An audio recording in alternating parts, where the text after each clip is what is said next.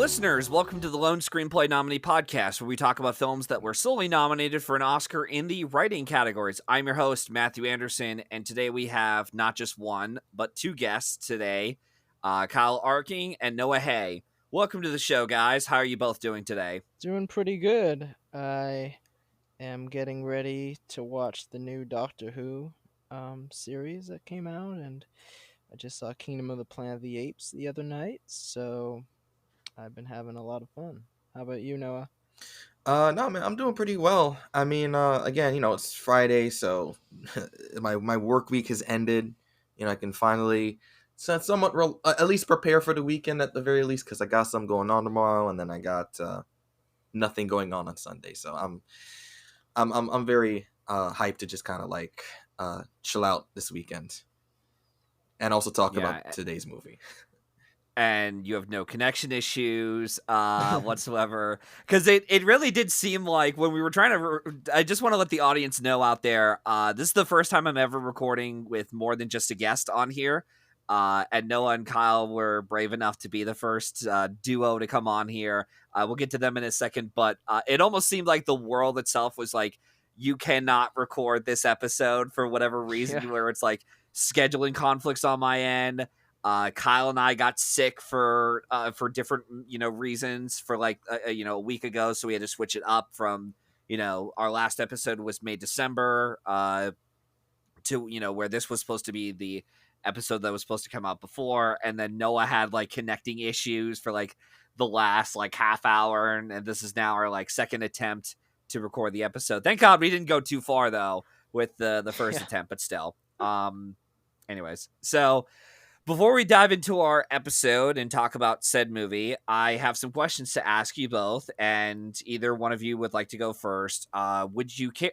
So, as I had mentioned before when we tried recording the first time around, I had mentioned I think it was through Kyle, I found out that you guys have your own podcast. Would you care to explain what that is and what it is you guys do on your own podcast? So to speak? Yeah, so our podcast is called the Massive Movie Maniacs. It's currently available on Spotify.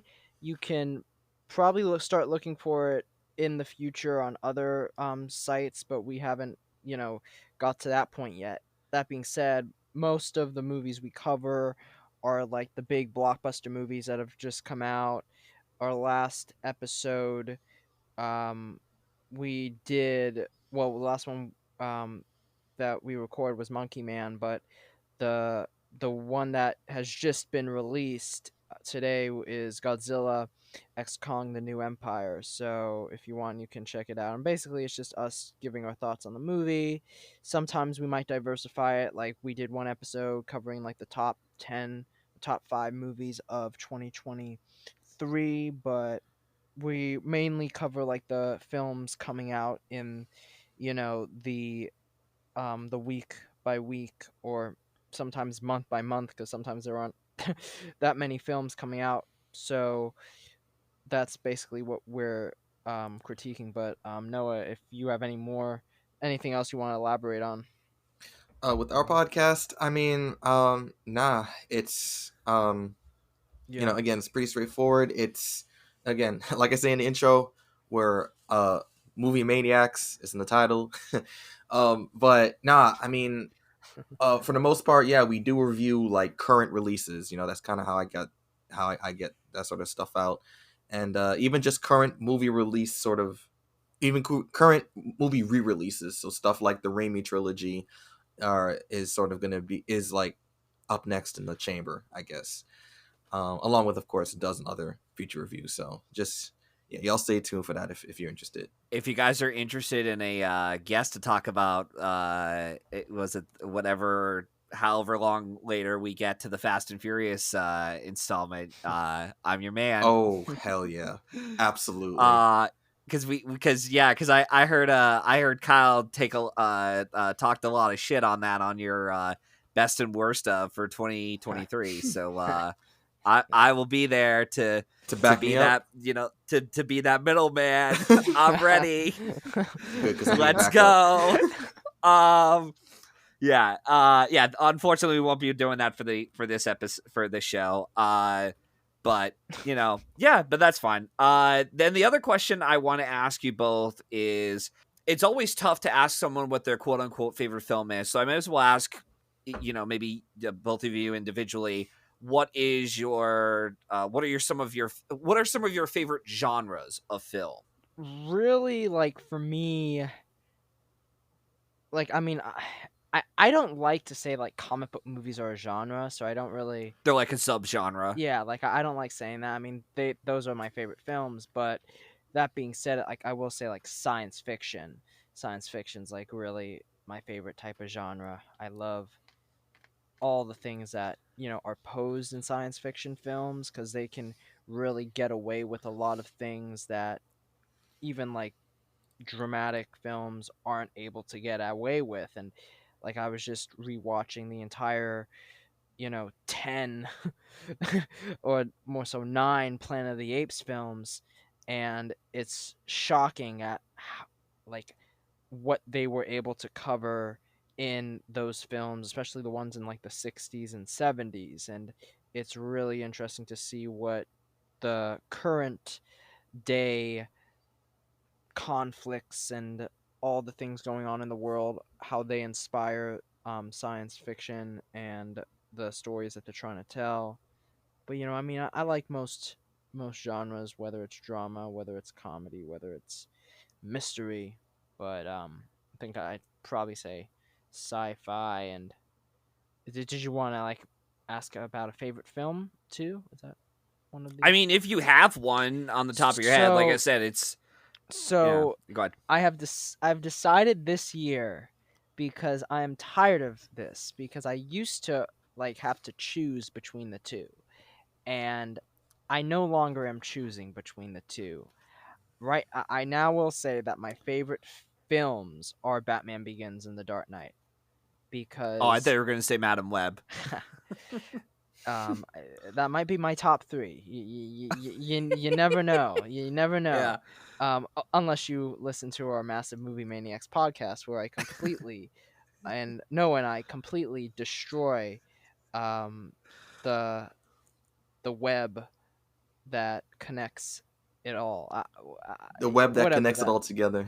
Yeah, whatever they were trying to go with. But yeah, that being said, I saw Batman Begins in theaters for the first time last year, and I had the chance to see the re-release of The Dark Knight in theaters this year. And I just said to myself, I'm like, I can't choose between these anymore. Like, I love them both equally. So those are my 2 favorite films. Nice. Noah, same question to you. It's always, like I said, it's always tough to pick out a favorite film. Although Kyle was gracious enough to say what his is. Do you have a favorite genre of film you'd like to watch? I say my favorite genre easily is action or thriller, because the way I personally see it, action is one of those genres where like it really, for one, I like genres that just get your like heart racing, like just like you're just sitting there just like gripping onto like your the edge of your seat. Just I love that feeling. And I feel as though, especially with action, when it comes to like the purely filmmaking aspect of it, it's really cool to see like the creative, like it's really cool to see the sort of creative lengths that people will go to sort of realize their vision. And like it is one of the most like inventive sort of genres on a filmmaking level out there, along with sci-fi. And I'd say that it's weird because my personal favorite action movie, it's in my top 10, but it's not like my favorite movies are all like my top 4 on stuff like Letterboxd are all like dramas, or comedies, or even musicals. So like Her, La La Land, stuff like that. But I'd say my favorite action movie by far is the first John Wick, because yeah, I mean, when I saw it, I think right after Taken 3. So I was like, okay, so modern action is dead. That's what I'm getting from this movie. It's just we're cooked. Oh my god. All right, you know what? Fine. I'm just going to watch this.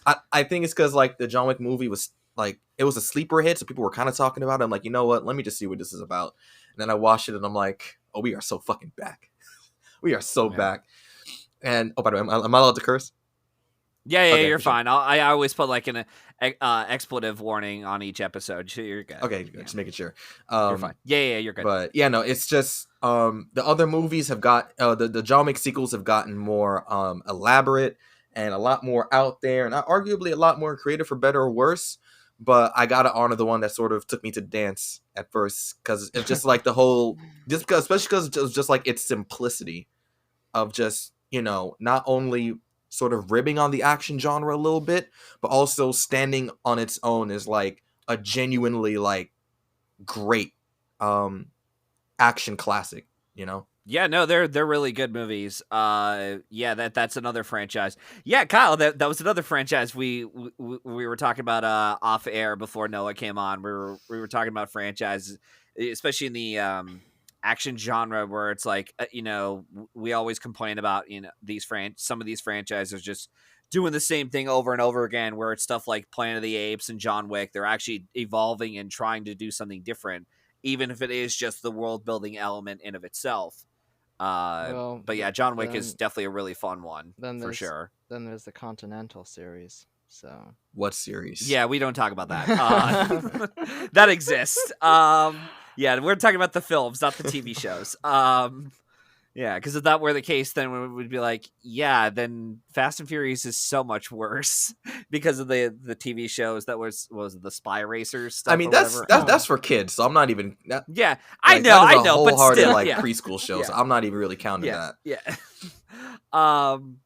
Anyways, so before we deviate a bit too much off of topic, yeah. So like I said, thank you guys for being on the show, and we're gonna jump right into our discussion picked out by collectively both of you, I believe.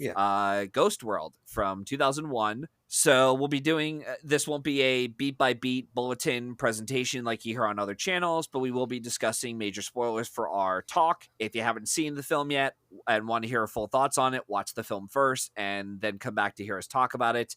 I think Kyle had asked me right before we came on to record, asking me how I was going to see it, and I got myself my own Criterion copy of it. Plays really well, actually, the Blu-ray. So if you're if you get the extra money to get a Criterion version of it, or you're able to rent it, then, you know, go ahead and do that. Because you watched it on Tubi, right, Kyle? Unfortunately. Yeah.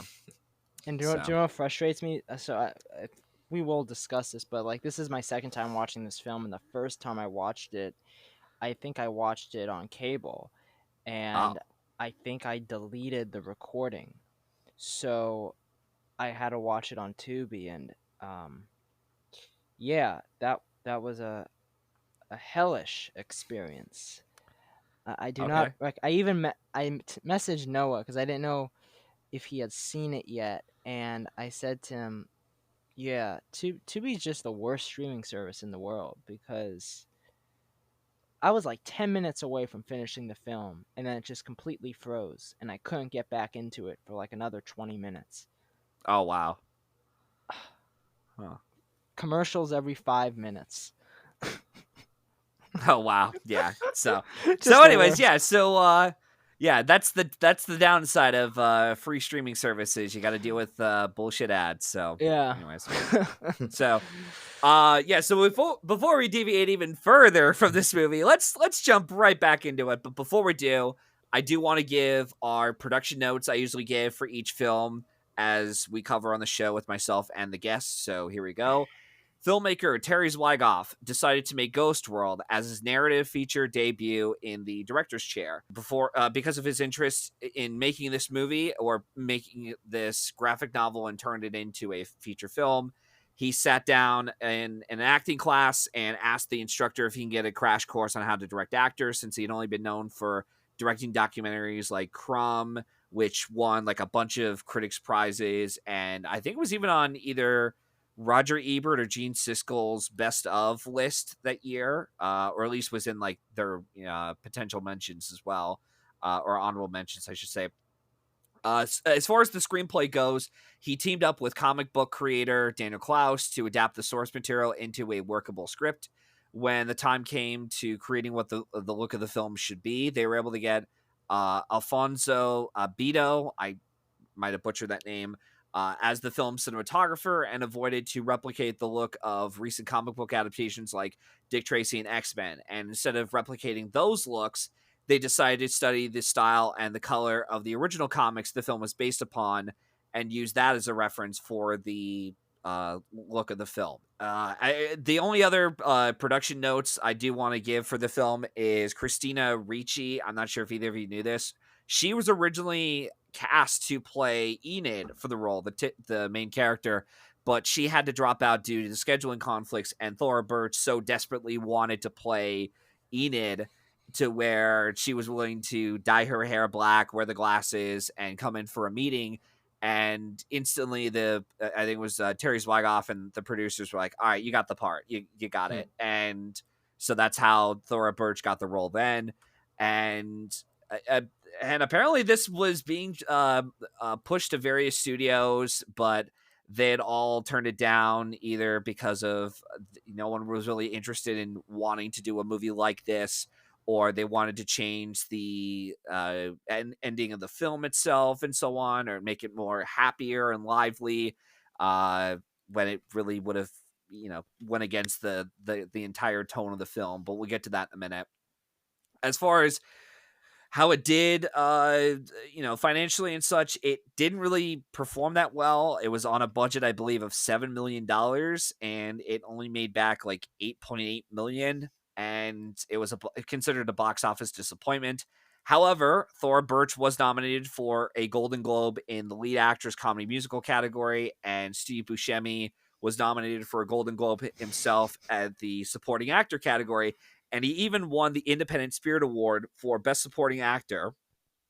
And the film itself was also nominated there for First Feature Film and won the First Screenplay category at the Spirit Awards, and also gained Terry Zwigoff and Daniel Klaus Writers Guild nomination, for, a WGA nod for Adapted Screenplay, and obviously the Adapted Screenplay Oscar nomination.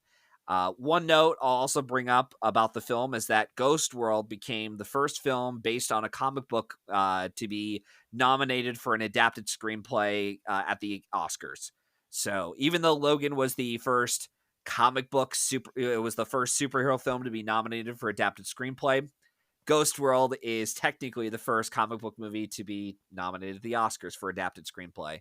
So probably blew some of your minds for those listening. So anyways, as far as what the log line of the film is, it's essentially two eccentric best friends named Enid and Rebecca graduate high school and respond to a man's romance-seeking newspaper ad as a gag, only to find their lives becoming increasingly complicated as the story pushes on. So I want to ask Kyle, since you said you'd already seen this movie before. I'll get to Noah in just a minute. But Kyle, I want to ask, what was this like since you said it before you had already seen it? This is now like your second time. What was your first time experiencing the film, and how did you discover it? I don't really know why I wanted to watch this film the first time, because I want to say it had to do at a period of time. It was a couple of years ago, especially like right around the pandemic, where I was just watching films I've never seen before, and it might be because film critic Mark Kermode, he's a film critic from the UK. He would like recommend a number of films in his movie reviews, and I can't recall like if what was the film that this was recommended for. Like, I think there's a film out there that was inspired by Ghost World, but I don't remember what it was.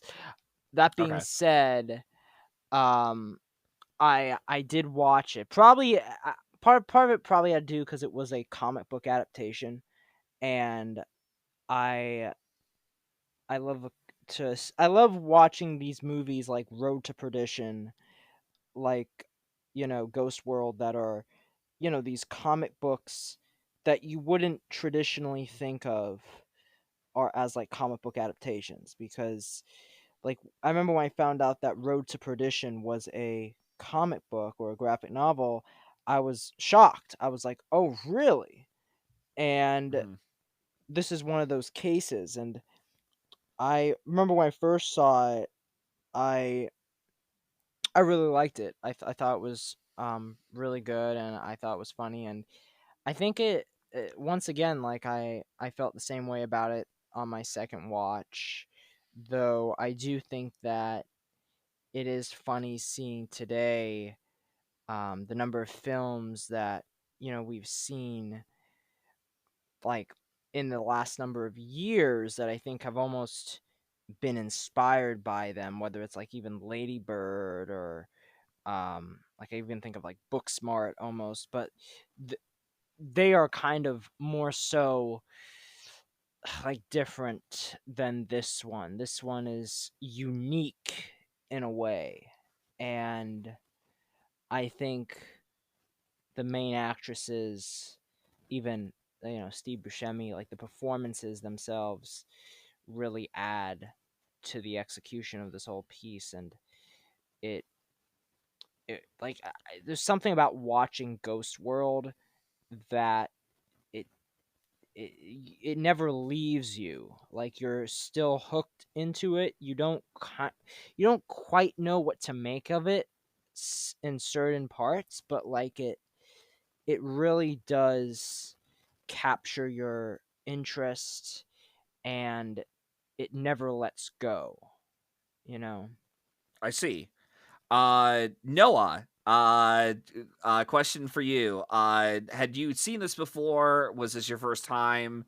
What's your like initial thoughts on the movie in of itself? Well, I had not seen this before. This is my first time watching the movie, and what really compelled me to pick this one was actually from like an old Watch Mojo video that I'd watched like a few years ago, where I think they were talking about trailers that misled the audience into like the movie they were going Ah, to see. And I think it landed on the list because I remember like it landed on the list because like the trailer was a lot more comedic than, the final product. So when audiences went to see the movie, they were kind of like, okay, wait, what is like where's the funny? And I mean, you could argue, I guess, that there's still a lot of comedy there, but it's a lot, drier, a lot more it's not quite as upfront, at least not like it's you think it's going to be a bit more upfront in like the first 20 minutes too, but like throughout the whole movie it's really more of like a comedy slash drama, but emphasis on the drama. And my initial thought of this movie was honestly, it's the first movie where I genuinely didn't know what to think about it. Like, to the point where I didn't even put like a star rating on Letterboxd, which I normally never do. Uh, but I think, to be honest, now that I'm like a few days removed from watching it, I think the film kind of it's kind of gone a bit cold for me, in my opinion. Because I think it introduces like it's I think that for a lot of things, I think it's a perfectly well made movie. mhm. I think in my humble opinion, I know, okay, this one's actually later into the list. I'm sorry. Um, but basically, it deserved merit. I think it deserved merit in other categories rather than the screenplay, in my humble opinion. Yeah, no, I was gonna say we'll talk about that Yeah, later on in the show. Don't worry, you'll get your reigning moment of yeah. Don't worry, you'll get into that. yeah. Yeah, that's really interesting, Noah, that you say that because I so because of my limited scheduling of how things were, with having to run errands and then how things came to be. I literally just saw Ghost World today. Like this was the only chance I had of seeing Ghost World. I didn't get the perspective that Noah had where he had a couple days to sit on it, or Kyle where you were able to see it, whenever it was that you first saw it and this was your rewatch. So this was really like my first reaction, and I do kind of agree with Noah though, and it'll only be in the sense of I didn't really know what to think of it at first. Like I'm still kind of holding on to it, and there are aspects of the film that I do like overall, and I kind of lean a bit more positive than negative though. Like I didn't outright hate the film or anything, um, but at the same time I was thinking to myself, I could see why a film like this would be very cold for someone, where it's like it's not really working for me either because of the tone or the the Hmm. narcissistic approach, especially with the way the character is very much down throughout the whole film, Enid, where she's just this, like, I wouldn't say whiny, but she is very much this character who complains a lot about everything in her life, that especially when it doesn't go her way, so to speak. But at the same time, I did appreciate what Terry Zwigoff was doing, and I think Kyle had sent me an article that we were talking about how this was like this was released in a time where it was right around the raunchy teenager R-rated comedies that came out, like American Pie Yeah. and such, and it wasn't like that at Hmm. all. I mean, it is an R-rated film, obviously, but it's not really dumbing the audience down. It's actually trying to do something a bit more sophisticated than that, and it delves into the idea of, like, what is it like for a teenager to be done with high school, and how are they able to move on from that? Are they going to dead end jobs? Are they just becoming, they're actually seeing the world as it is, which is, kind of a fucked up place for some. That's what I got out of it, at least. Were you able to? I'm curious, Noah, is any of what I'm describing how you felt about the film, or were you just very detached from it? It's this weird. I mean, I was attached in the sense that my whole high school graduation experience wasn't like it wasn't. Again, I when I graduated, I was like, okay, I've already been accepted to college. That's where I'm going. You know, Mm. it's not quite like this where it's like, oh, I don't know, like what my next sort of move is. But I sort of saw it. I thought it worked better as sort of a as sort of this feeling of just getting trapped into this like suburban sort of nightmare where it's just you constantly say like, oh yeah, like I'll get this ready, I'll get that ready, I'll get this ready. But both but in part the reason why it's so hard for her to grow is just because the town that she grew up in doesn't have that many opportunities, like it's a very Mm. unremarkable, like when all she this town is probably like all she knows, and when this is Yeah. all it's it definitely sort of changes your outlook on life, and you sort of start to feel like, okay, so I'm, like I don't know what to do, I don't know where to go, like I just feel sort of trapped. So I think I took the ending, which has been sort of debated as to like what it means, or like what a second Hmm. meaning is. I took it more so as, her just I took it more so as like very I guess face at like face value or surface level, where it's just like she's finally going out there and sort of like exploring. It's like she's finally going out there and like, exploring the world, seeing what is there to offer. She's getting out of her sort of shell, like she's becoming a lot more open-minded in a very literal sense.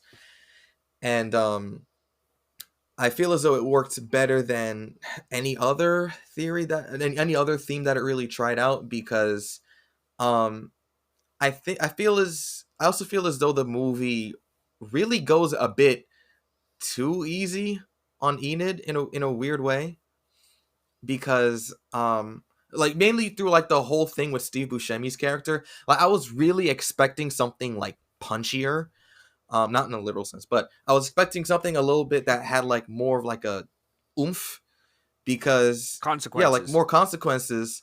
However, like he's more, however, once Steve Buscemi sort of finds out how they played him, he was like a lot more angry at the dude that was just kind of there, rather than Yeah. like the person who like, lied to his face about it. And when she finally came up and like apologized, she's like, it's okay. I'm like, what? I mean, not really, especially when, granted, this is also, because I'm not saying this in some sort of like, oh my god, Steve Buscemi is a perfect character, because he wasn't. But it's like, dog, like, she literally is one of the reasons, like, she's one of the reasons why, she's like the main reason why you broke up with like your girlfriend, with like basically this love of your life. And when you find out that Yeah. she played you and that, she wasn't really about it, all you have to do is just be like, it's okay. It's like, okay, all right. I'd be a lot more upset. But And yeah. I do think part of that lies in his own views of both women and like men, because like when it comes to Enid, Seymour, like he he he cares about her to this point where, you know, at the in like near the end of the film, it's like she's like the one that he starts to really care about, and kind of he goes to her house and he starts to look for her and he starts to like confide in her, and she becomes this um like not therapist but a source of, I feel like, comfort for him, where he can say what he wants to say, and he starts to trust her enough to where like she's asking these women out for him and he's listening to what she's telling him to do. That then when he finds out that she's the one that kind of orchestrated all of this, he doesn't, I think, want to lash out against her. He wants to lash out against toxic masculinity. He wants to lash out against like the men that are kind of like in his way in a sense. And I think that in that scene when he goes to fight Josh, it's this Yeah. scene where he's like, oh, like this whole time I'm this man. I might be seen as this weak man that doesn't know this, but look at me now. I can fight you like a, in his eyes, a real man. And then you Yeah. have that other guy that I don't even know his name, but the guy with the nunchucks, that Yeah. one of the With the funniest mohawk one of the almost. funniest Yeah. characters in this movie. And he just like starts to fight him, and it's, I think, a really interesting commentary on the way Seymour, I think, and I mean honestly, I can somewhat relate to that too, because I've known some women in my life that have done some really like heartbreaking things, and I kind of just like for some reason, like I kind of let it happen. I didn't even want to believe at first that they were that cruel, and then I kind of learn at the end of the day, yes, they are that cruel, and really, maybe I shouldn't have been talking to them.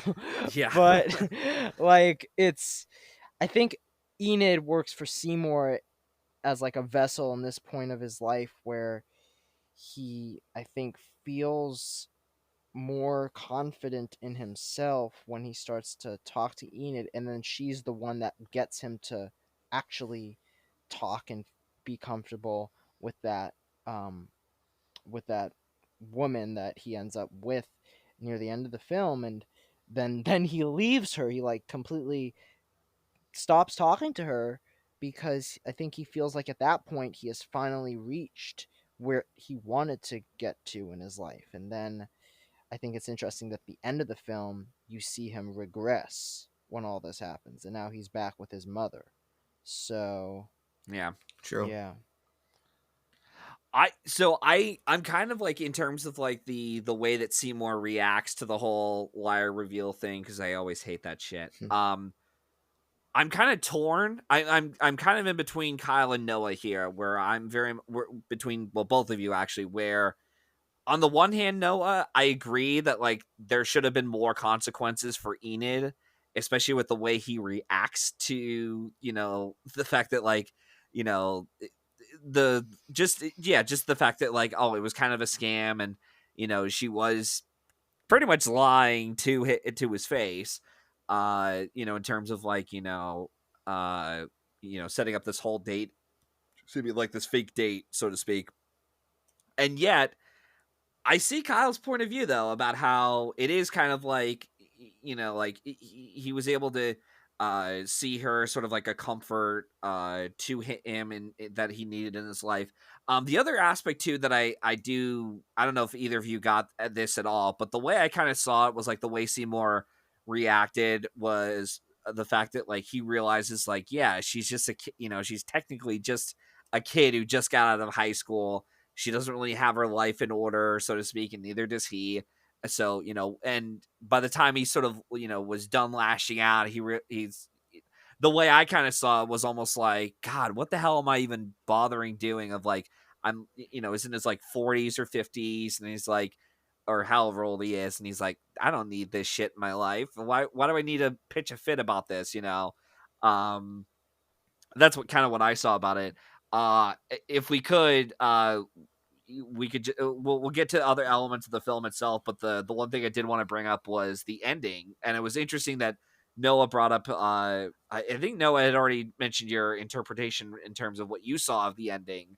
But Kyle, you sent me an article regarding with what the like interpretation of that ending is supposed to be, so to speak. Would you care to explain what it is for our audience? Yeah, so after the release of this film, there were people that came out and started to, theorize about this ending, and there were there was a theory that a lot of people believe, and it's really interesting because it's kind of like Blade Runner in a sense where you have the director and the writer saying one thing and the star of the movie saying another, Hmm. because the theory is that this ending is a metaphor for Enid committing suicide.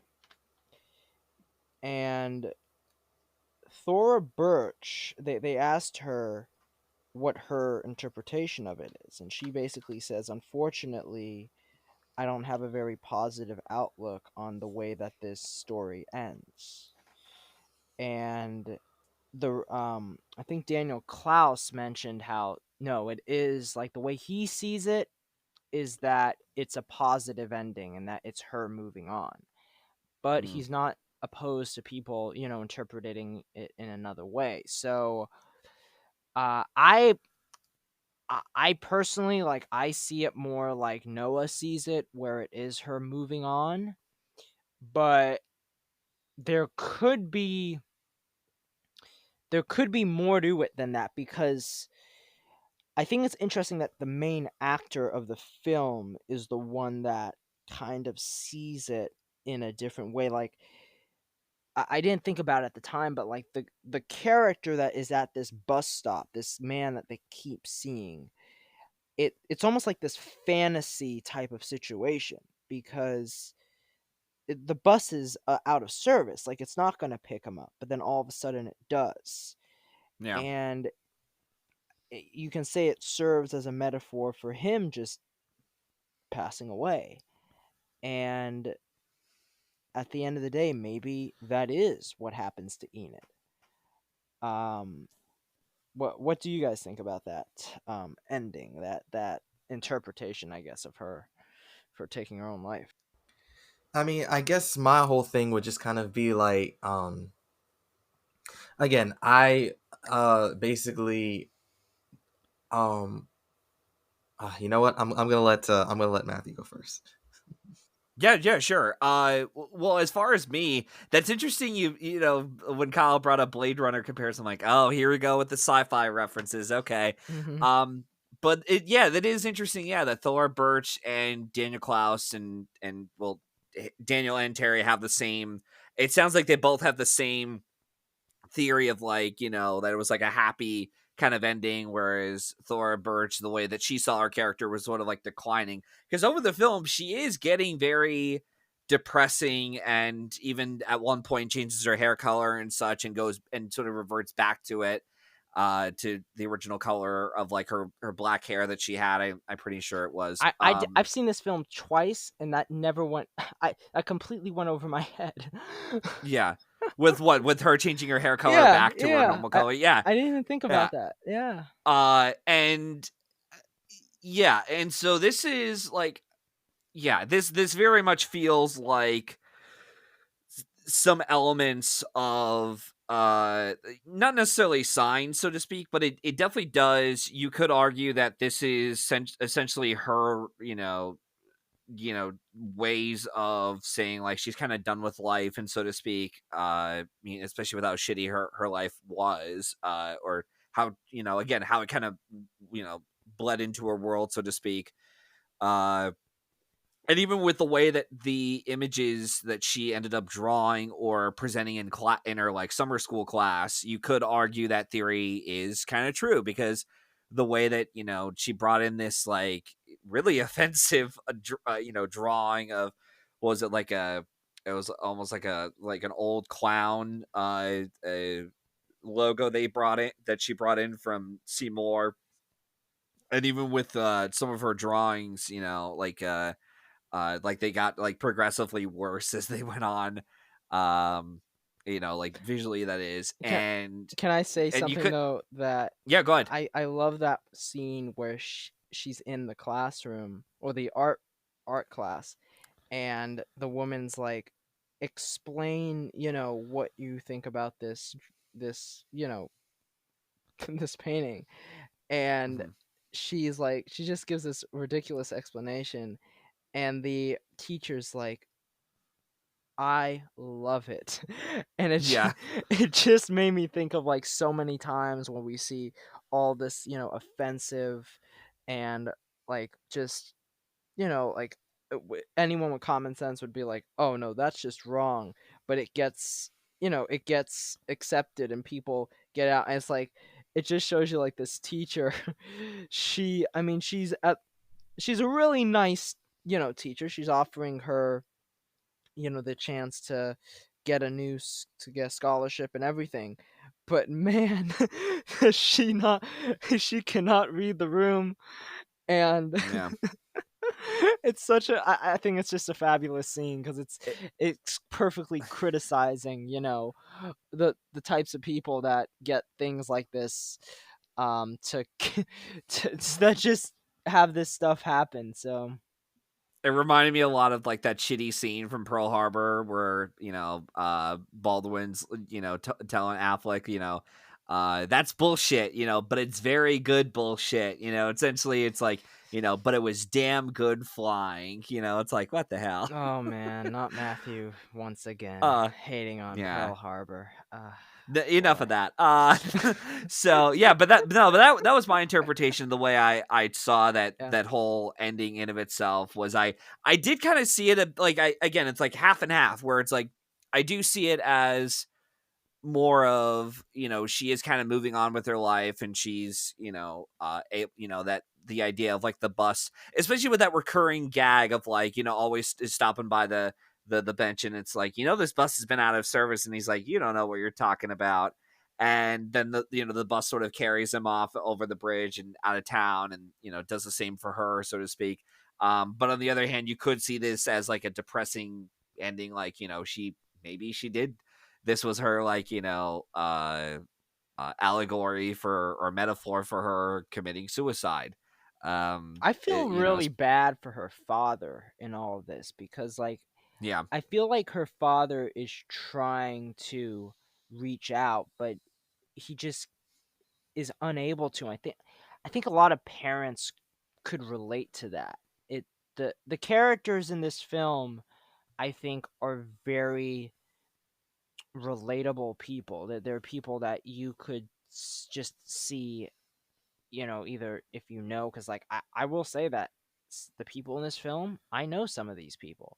Like some of these Mhm. people I do know, and I mean, they live their life like this, and some of them you kind of wish that you could reach out to, and it's just really really hard. And I think the father goes through a lot of that, and it's it's a it's a really, really difficult thing, because especially also the fact that they are, like, she doesn't have her mother, and Mhm. that's a significant part of her character, because it makes you wonder, how this would be different if her mother was still around. Yeah, no, I totally agree. They didn't even mention where the mother was the whole time. They just like, yeah, she's not longer here, with us. But yeah, yeah, like I said, that's yeah, there's definitely some things about the movie, especially when I started watching it, I'm like, oh shit, this is kind of hitting a bit too home for me. I'll mention it off air what it is exactly that I'm referring to, but yeah. But as far as like the other, actually, Noah, I did want to ask Noah if he's all right stepping up to the board. What did you think of the performances, at least from actors like Thora Birch, Scarlett Johansson, Steve Buscemi? Did you at least find the performances to be pretty good? Because you did mention briefly that if anything, you did credit some of the other elements of the film outside of the screenplay. No, I will say that I definitely do like the performances of the movie. I think that Thora Birch did phenomenally as Enid. I did read up on sort of her I read up on her experience filming, and from what I could tell, like it was a role that she really did like fall into deep, and to the point where apparently like that's what she was kind of stuck in Enid mode for like at least a whole year after filming Wrapped, and even like affected some of her sort of outside relationships. And Mm. no, like it definitely comes across in here. I think that she did a great job playing just this like it's weird because Steve for as much uh for as much as I'm like, oh man, like Steve Buscemi, he really did get screwed over. It's funny because Steve is playing a character who is, generally nice, but is also kind of like messed up. Not kind of, but just kind of is messed up. Because Yeah. how badly does your life have to go to actually, you know, like even like no matter how bad your life goes, you don't need to sleep with somebody fresh out of high school. Let's get that off. Let's get that out the way. Oh yeah, Like yeah. That's a Especially, I was no-no. mad uncomfortable. especially when that person was also drunk. Exactly. Like, oh my goodness. But Yeah, I don't think was she even of age drinking? no, she Probably I wasn't. don't not. think so. She's No, okay. she's fresh out of She's high school, alive. so she definitely wasn't. Yeah. I Okay. think it's funny how he's playing like a nice guy who really fucking sucks, and Thora Birch is and he's playing Enid, who is just this like really just like nasty character, but who's also like in terms of just like on a moral level hasn't done like isn't quite on Steve Buscemi's level weirdly enough. So like she's unlikable, she's unlikable, but she's not a bad person. Meanwhile, Steve Buscemi is technically likable, but is a really bad person. And Yeah. I think it is interest. I think it is they do a really great job portraying both of those. Scarlett Johansson. I mean, only because it's weird. Only because I watched a lot of Nostalgia Critic back in the day. I don't know who on here is familiar, but if you know, you I know. am.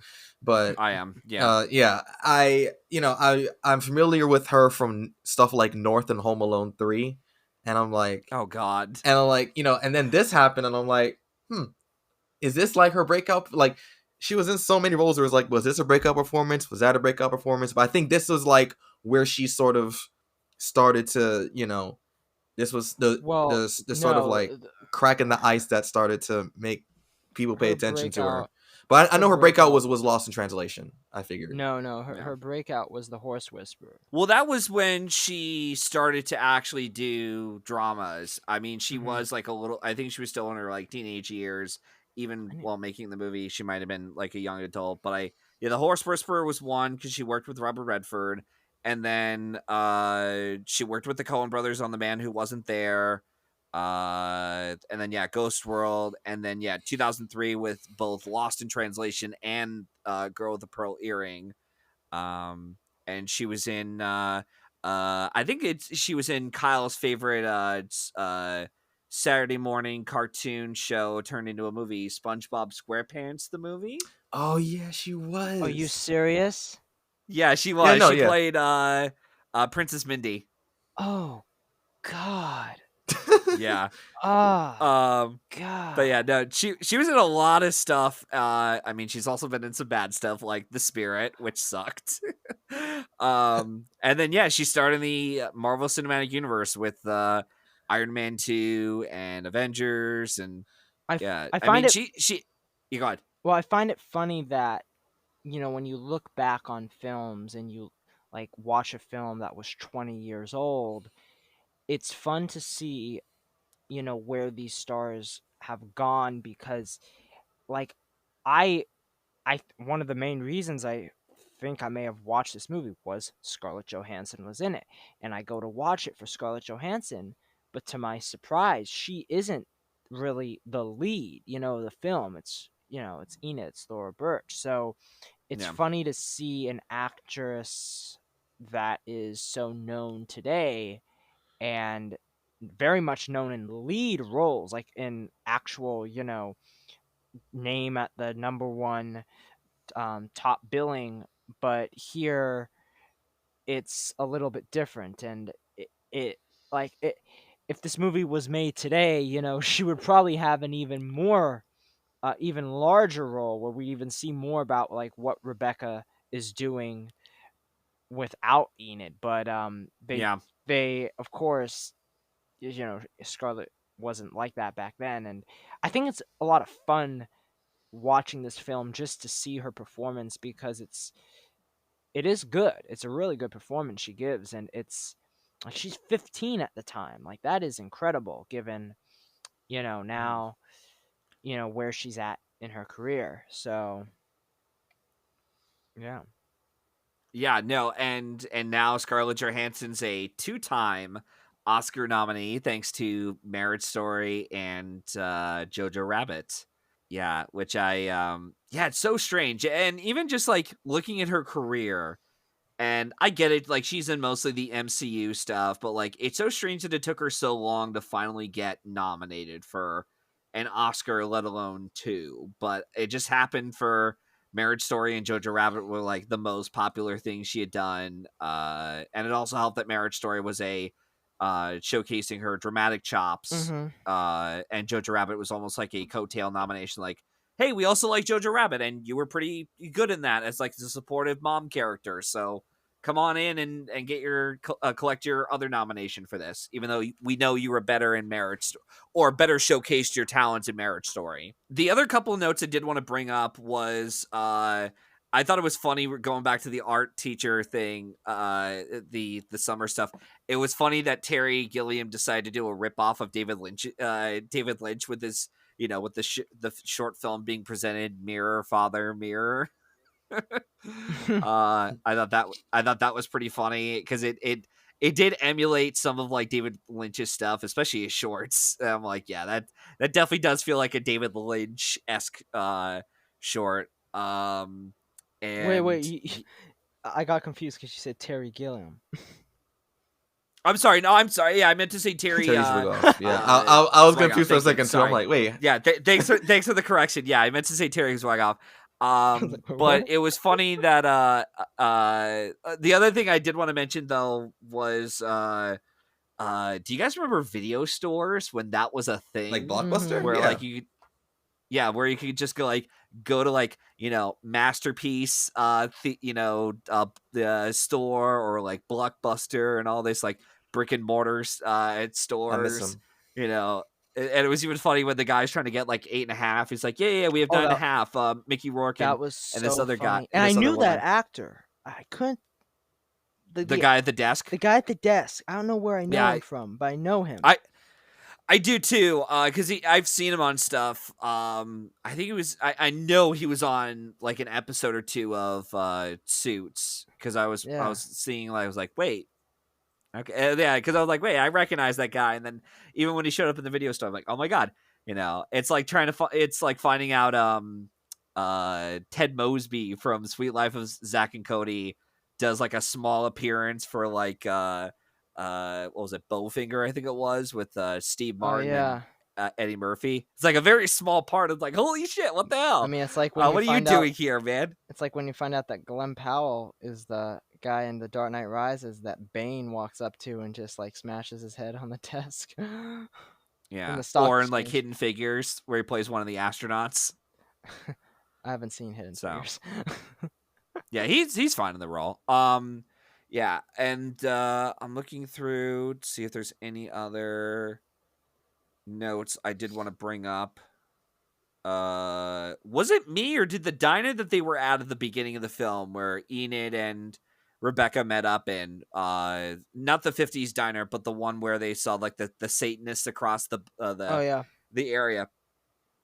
I don't know about you two, but it reminded me so much, like, that diner, the way it was set up and such. It reminded me a lot of the same diner you would see in like Catch Me If You Can, Seven, or Training Day, just like, differently colored. And I'm like, this is very strange. Although it could be a similar diner to the one that they shot in L.A. I think that's where they shot the movie. I know that's where the story is taking place, but I just thought that was kind of funny.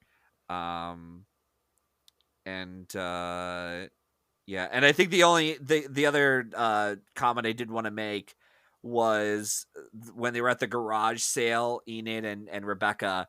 I thought it was really funny with when she was being asked, when she asked the guy with like it was like the animal being trapped by the snake, or cobra, or whatever it was, and the guy there who's like running the garage sale is like, I might have to hang on to that for the time being, And I just then thought it was so funny, it's you know. it's kind of like you. I feel like it was a callback later on in the film when she does the garage sale, and then Yeah. the guy's like, can I have this? What price? How much is it?" And she's like, "Oh, it's not for sale. It has five. It says $5." Yeah. And then how about when the lady goes to get the dress, and she's like, "That's the dress I. That's the dress I. Well, that's the dress I lost my virginity in." And Yeah. she's like, "Why would I want to know that?" Yeah. Holy crap. Oh my goodness. I think the film is outrageous. Like I do think that there are a lot of moments in this film that just had me in stitches, and Yeah, it's there's definitely some funny moments in the movie. yeah. And I did appreciate Terry Zwigoff, not Terry Gilliam, um, for for trying to find a balance between the quirky dialogue and not be too much with the tone, because a lot of, even, Meredith and I, we were talking about Wes Anderson on here for Royal Tenenbaums, and how a lot of knockoff filmmakers of Wes Anderson, even in film class, would replicate that style of Wes Anderson writing, but they would lean too much into that quirkiness. Mm. But this one, Terry Zwigoff was able to find that balance of be quirky, but just enough to where it's like, it's not too much for you, or it's too abrasive for your, for one to handle, so to speak. So, um, yeah. So before we get into the awards section, were there any final thoughts that you both want to, give out, or anything else you want to make note of for the movie? I think what's funny is that I don't know about you guys. I You hear this term thrown around where it's like, especially when it comes to villains in movies, like you love to hate them. Mhm. And I kind of felt the same way toward both Enid and Rebecca, because at first when the film starts, I found them to be pretty despicable. Like I mean, just the way they talk about other people, the way they act, and I was like, I don't really like these people. And Yeah. then I felt like the more I watched them, the more I loved to watch them. And even though they did some really vicious things, I was still like, I don't know, there's something about them that, and keep like intrigues me, and I at times I feel sympathetic towards them. And there's that one great scene where Enid goes to get the scholarship, and she tells her, "Oh no, you, I cannot. I can." The teacher's like, "I can't do it. I can't give you a scholarship." And you see that moment where she looks like she has some hope, and then like, and it looks like she actually wants that scholarship. Mhm. And I kind of felt bad for her in that small, character moment. And Yeah. I think that's something I found to be really interesting about the film itself, because like I think what we were talking about, like American Pie, for instance, is a film where, it's this outlandish comedy, and a lot of films around that time were also filled with like outlandish characters, but this was like a high school movie, or fresh out of high school movie, shall we say, that kind of gets into these characters that kind of aren't the best people, but there's something about them that you care about. And like there's that one great scene where they're talking about the guy in their class, and at the party, and they're like, we'll never see him again. Yeah. And I'm like, oh man, like I feel that, even though I don't really agree with some of your actions, or the some of the things you say about other students. I still i still feel for these people. So I don't know about you guys, but that's kind of like how I felt. Yeah, that was about what I felt. Quite honestly, I it was about halfway through the movie where I realized maybe part of the reason why she feels so bad for Seymour is because she's being reminded of that kid in high school that they said we're never going to Mm-hmm. see that kid ever again. So yeah, Noah, any final thoughts for you about the movie or anything else you want to add before we get on to award section? Well, it's one of those things where it's like, okay, yeah, technically the characters aren't the most likable, but on the other hand, it's like, I mean, keep in mind, they're like, again, they're fresh out of high school, and I Mm-hmm. can say with Mhm. confidence, like, yeah, this is probably like, yeah, this is more than likely. I mean, this is more likely like the sort of mindset that jaded sort of new adults would have on the world, where like they're still trying to like hold on to that thing where they're just like, oh man, we're just too cool for we're too cool for the world. We're gonna really like push against it. We're gonna rebel. And I thought it was interesting that with Rebecca's whole thing, you sort of saw her start to, I guess, you saw her start to relinquish that side of her a little bit, as she's out here, she's getting jobs, she's or she has kind of a sucky retail job at a coffee shop where she has to deal with all these like ridiculous customers. And that part i Oh, that that part was. i especially resonated with, as somebody who works in a Oh my restaurant for nearly a year. Like, that cannot god, recommend it to Yeah. anybody. that um scene, that but scene killed me you start when. to see like she starts to like Rebecca starts to relinquish it, because even she realized like, I need to take this take life, I guess, a bit more seriously, especially if I want to like move into an apartment. And like she's jaded, but she's not jaded to the point where it's gonna mess up a bag, I guess. And I guess Enid Yeah. still has to realize that, because at like one obviously at one of the jobs that she gets with what's his or at the movie theater, she can't help but just be like painfully insanely honest about, like, oh man, this is stupid, like this is dumb, I'm upselling people, blah blah blah.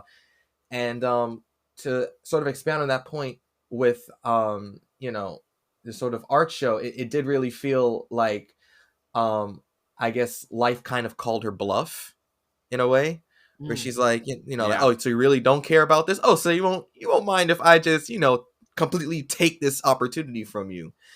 And no, I think that was definitely like a turning point for her, where it's like, shoot, I guess I have to really start thinking about this. And to the whole point of like, oh, I still, I admittedly, I not to get too much into it, but to the point of the ending being like this sort of suicidal sort of thing.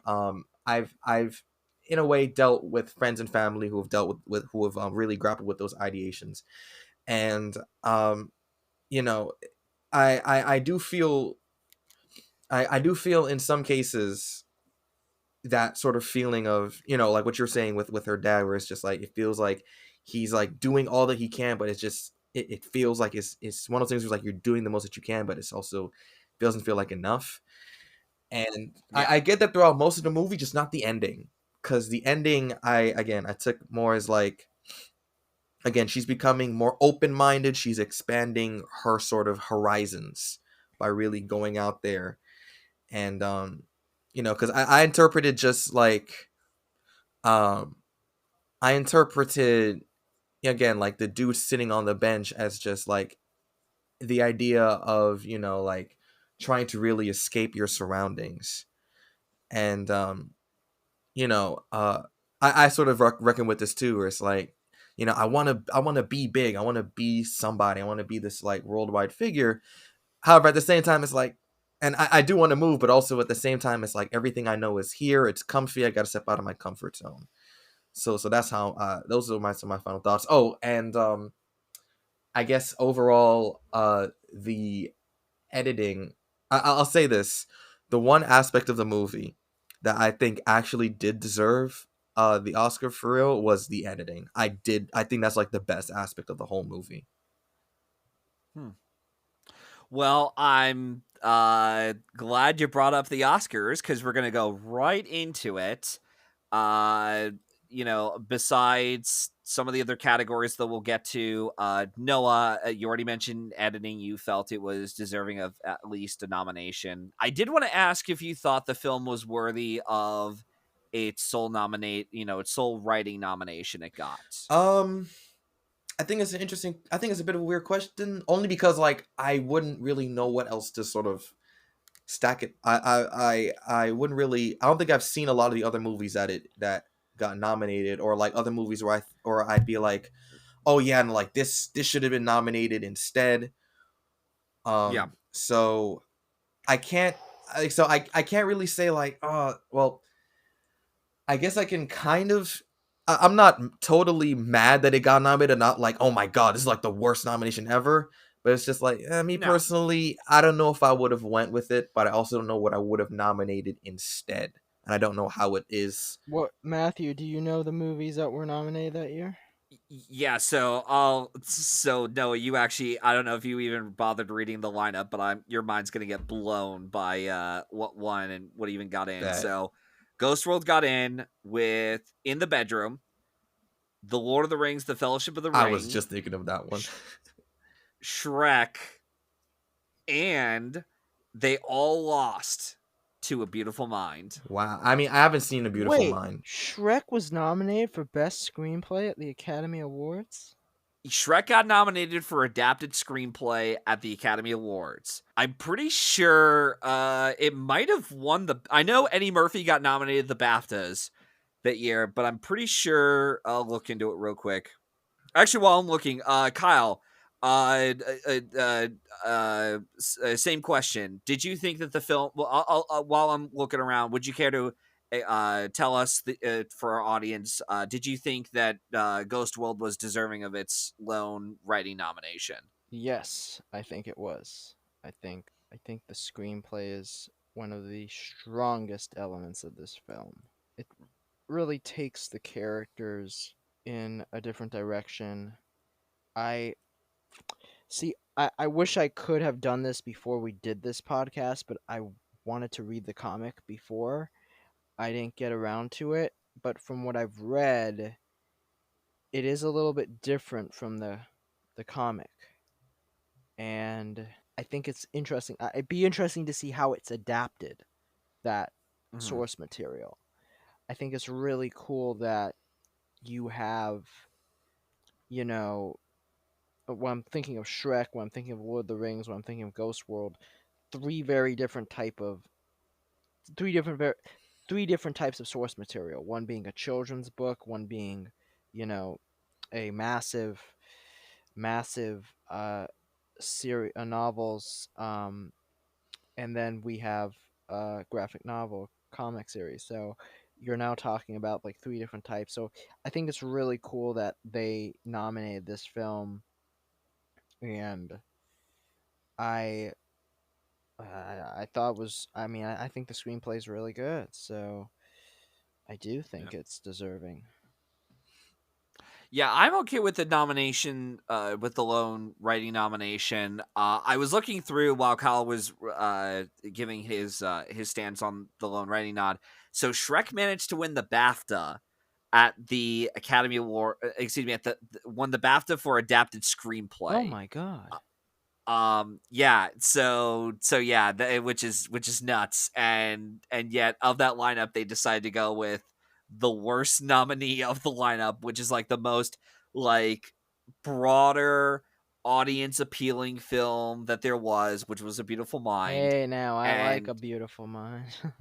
it's not Though great. actually, you know, it's funny though, because compared to these other films, yeah, I would probably not give that the win. Though I haven't seen the other one, In the Bedroom. I haven't seen that one, so I can't speak for Yeah. that. But the other ones, I would give over A Beautiful Mind. So Noah, have you seen the other nominated films? A Beautiful Mind, Shrek, In the Bedroom, what was it? Fellowship of the I Ring? mean, with Shrek, I had to be. To be honest, I've not watched that movie since I was very young. I've never oh my really been that Okay. god. into Shrek. Um, yeah, Yeah, sorry, I'm gonna Kyle. rip off that Band-Aid. I've never really been into it like that. But and as for Beautiful Mind, I haven't seen it, but I actually did watch Fellowship of the Ring fairly recently, and I'm like, yeah, that probably should have won. Or like, Yeah. I can't really say it should have won, but I was like, okay, no, that makes sense because that movie was great. But I will say, as of now, I do think that I guess would Ocean's 11 have counted as like a adapted screenplay? Yeah, Because it's a remake, right? it's a Yeah. remake. Yeah, it's based off material. The other contenders that there were contending for, I know they got in at either BAFTA, Writers Guild, or both. It was Bridget Jones's Diary got in for Writers Guild and BAFTA, I'm pretty sure. Iris got in at the BAFTAs, and then Black Hawk Down got in at the WGA. Okay. But that's only because it was Shrek. They don't count animated films for the WGA because of animated films are not a part of the guild. And I don't think In the Bedroom was WGA eligible. I could be wrong. But yeah, Ocean's 11, yeah, you would count that as like an adapted screenplay nod. Um, Yeah, I yeah. will I say feel like there was that's one film I would have nominated over Ghost World for now. Okay, interesting. there was definitely a snub for Lara Croft Tomb Raider. You talking about Lara Croft? I'm thinking Vanilla Sky. Vanilla That one's Sky. that Oh one's a yeah, harder what take. is? Yeah, I forgot. That's also a remake Oh, that that was directed by Cameron Crowe. I that's liked so it. I don't care what true. anybody says. I Oh no, really rock with I that love that movie. film. I rock with that I movie a love lot. that I movie. haven't seen it yet, but I am curious to see how it turns out. Oh, you So know, I didn't even think about that. I would probably give that screenplay nom over Ghost World, to be honest. Mm. ooh, I didn't think we got about some that hot one. takes, folks. And then Noah, you would also mention that you would have liked to have seen Ghost World get nominated for editing as Yeah. well, if I'm not mistaken. Yeah, no, I think that's the one that it really excelled in. Yeah, because I'm looking through the lineup they had was Black Hawk Down, which won the Oscar, Beautiful Mind, which got nominated, Fellowship of the Ring, Memento, and Moulin Rouge for film editing. That was the Oh, you said lineup. Memento. Okay. Oh Wait, wow. Yeah. which one won it again? Black Hawk Down. Okay. All right. Who was Yeah, nominated? the Black Hawk Down. Go ahead. Oh no, finish what you were gonna say about that one. Well, I was gonna say Black Hawk Down got nominated because of it was like well, first off, it was Pietro Scalia's like like, sorry, we screwed you over out of your Oscar win, because he had won the BAFTA and he won the Editors Guild for Gladiator the year before. But in a shocking upset, Traffic had won that year for editing, deservedly. And Black Hawk Down managed to win for the next year, partly because of what it did for like the war genre, and also like it's a very tightly edited film, doing similar techniques that Dunkirk would end up doing, spreading across different characters across the battlefield and showcasing the continuity of like where everyone is geographically. It's been a while since I've seen that movie, but I remember surprisingly liking it, and it's one of the few Josh Hartnett performances I like. Now, And that's got a shit ton of actors in it, like Tom Sizemore, Orlando Bloom, Ewan McGregor, Ewan, the other Mr. Fantastic from what? Ewan Griffith. Yeah, that's the guy. Eric Bana, right? Oh, no. Yeah, Eric Bana was in it. Jason Isaacs was in it too. Sam Shepard, the late Sam Shepard. So it had like a lot of character actors in that movie, and I think even Tom Hardy played like a very minor role in it, which is crazy. But Matthew, who was nominated for Best Actress in 2001? So Best Actress, the lineup that year, Halle Berry won for Monsters Ball. And then the other four were Judi Dench for Iris, Nicole Kidman for Moulin Rouge, Sissy Spacek for In the Bedroom, and Renee Zellweger for Bridget Jones's Diaries. Crap. Yeah. And if I remember correctly, Sissy Spacek was probably like number 2 in that lineup, of that lineup entirely. Yeah. Oh man. So it was a pretty stacked year, and I don't even go ahead. Well, I would have said that, I would have nominated it, I would have given Thora Birch the nomination, Oscar nod, but that's a stacked list. And I remembered that even if, like, hypothetically, if Nicole Kidman had missed the nomination for Moulin Rouge, I still think she would have gotten in with the other film, The Others, because because I did remember that was like a really strong year for Nicole Kidman, and showcased like, oh, she isn't just Tom Cruise's ex-wife. It's Nicole Kidman who is actually showing her acting range. And the next year they said, screw it, we're giving Nicole Kidman the Oscar for The Hours. Yeah. So what about it's always supporting like that. actor? What about Best Supporting Actor? It was Jim Broadbent and Iris who won, and then Ethan Hawke in Training Day, that's category fraud. Ben Kingsley for Sexy Beast, Ian McKellen for Fellowship of the Ring, and Jon Voight in Ali. I would easily take Jon Voight out for Steve Buscemi for Ghost World, easily. Yeah. Have either of you seen Ali? I have not. I've seen a couple minutes. I've seen like the opening of the movie. Yeah, he's bad in it. Like Will Smith is kind of miscast in it, but I think Jon Voight is really bad. Yeah. Any other categories you would like to give a mention for Ghost World, for any kind of like possible like mentions? For me, no. No. Okay. It's really mainly just edited. Kyle? Yeah, I mean, probably only for me, I would say, writing, actress, and supporting actor. I feel that those are the only 3, I think. Yeah. It's sometimes it's like that where it's like no, I take it back. Oh, good. Score. I thought the score was quite good. Score. What was the lineup that year? Oh, that was another stacked lineup. Oh, wow. Fellowship of the Ring that won score, and then AI, artificial intelligence, got in alongside A Beautiful Mind, Sorcerer's Stone, Monsters Inc. Yeah, that's a really stacked lineup. Yeah. Sorry, Ghost World. It's just not fair.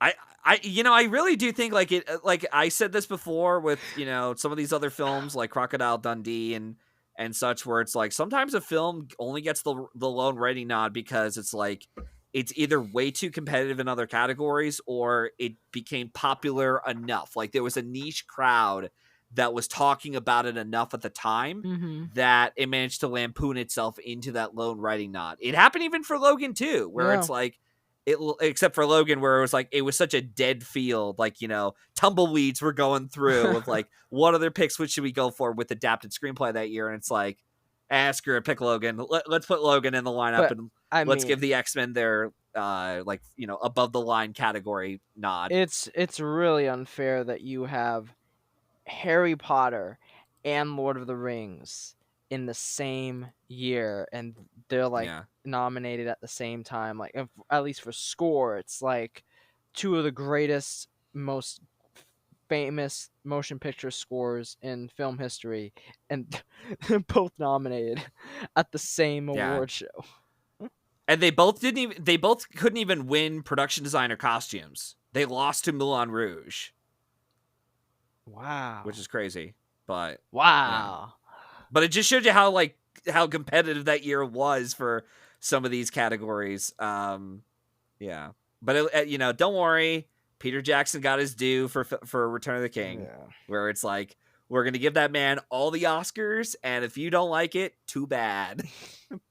This is happening whether you like it or not. Yeah. So, but yeah, so I think I think we covered all that we need to cover for Ghost World and all the Oscar potentials, and I like I said, I'm okay that it got the. Once again, I think we're all like relatively okay. It got the lone writing nod, even though we did have some like better choices they could have picked out for even just adapted alone. But either way, we're okay with this. I think collectively, right? Yeah. Yeah. Okay. All right. Perfect. So we settled that debate. And I just want to say once again, thank you guys so much for dedicating your time here on the show. Before we sign off, is there anything that either of you would like to plug in to our listeners on where they could follow you along, or plug in whatever you want to plug in? So I guess with me, I do. I don't just do the podcast. I also do YouTube reviews. They're a lot more scripted and long form and everything. But they're sort of like my creative bread and butter, is where I'm able to sort of be on my filmmaker stuff sometimes, and really show my editing prowess. So if y'all are interested, my YouTube channel is Massive Project. Just search up Massive Project movie reviews, because sometimes the YouTube algorithm is just playing with me right now. But I a few months ago I made my longest review yet with Speed Racer, so definitely y'all check it out if you can. Check out all the other reviews I got up. And also, I guess just follow me on Twitter at it's a pun on my name, but at Noah Haye. It's NOAGHWHY. That goes for Twitter, and Instagram especially is where I'm also on my photography and videography stuff. So I'm active on basically everything. Nice. Awesome. Kyle, anything you want to plug in for yourself, or anything else you want to give a shout out to? Yeah, you can find me on my YouTube channel, Kyle Arking. It's basically where I review films that have just come out, and I also have Twitter, and my Twitter handle's at Arking Kyle. That's capital ARKING, capital KYLE. And that's really where I'm most active. So if you want to check me out on Twitter, you can feel free to do so. And you could follow me along with the show through Linktree under @Matthew995, where you could follow along on all my social media accounts, such as Twitter and Letterboxd. On the same site, I provide a link for where you can listen to more episodes of this show. And if you're interested in being in the hot seat, much like Kyle and Noah have been willing to do today, let me know, and hopefully we can arrange that happening soon. In the meantime, we hope you enjoyed listening to this episode, and we hope to see you at the movies. Take care, guys.